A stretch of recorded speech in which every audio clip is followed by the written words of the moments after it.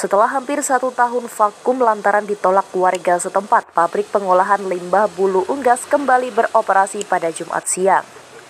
Beroperasinya kembali pabrik guna keperluan uji lab udara selama 24 jam untuk menguji tingkat polusi udara yang dihasilkan perusahaan di Desa Jaan, Kundang tersebut.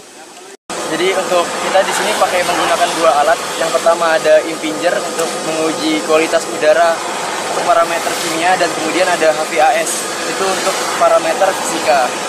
Tujuannya itu untuk menguji udara sekitar di lingkungan ini yang kita hirup sehari-hari.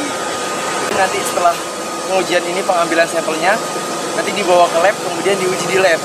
Setelah diuji di lab, keluar hasilnya. Nah, hasilnya itu dibandingkan dengan peraturan yang ada, peraturan untuk pengoperasian pabrik. Kalau misalnya itu memenuhi, dari pihak DLH mengizinkan, baru bisa dilakukan operasi. Jika tidak memenuhi, ya keputusan dari DLH. Sementara itu, warga sekitar ikut memantau langsung proses uji lab ini, kendati tak tahan dengan bau menyengat yang dihasilkan dari proses pengolahan limbah bulu unggas. Jika proses 24 jam keperluan uji lab ini selesai, warga meminta pabrik tetap berhenti beroperasi lagi sampai hasil uji lab keluar.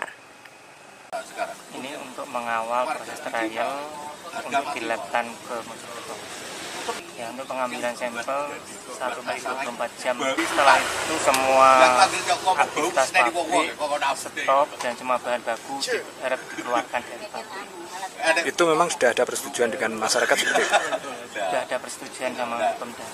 Seandainya ini nanti setelah pengambilan sampel ini terus pabrik tetap beroperasi, apa tindakan warga? Tindakannya untuk menunggu lab.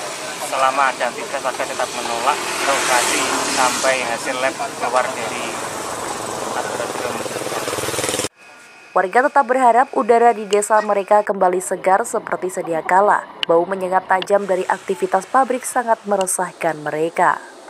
Seperti diketahui, pabrik ini mendapat protes keras dari warga sejak pertama beroperasi beberapa tahun lalu, hingga akhirnya berhenti beroperasi sampai adanya uji lab ini.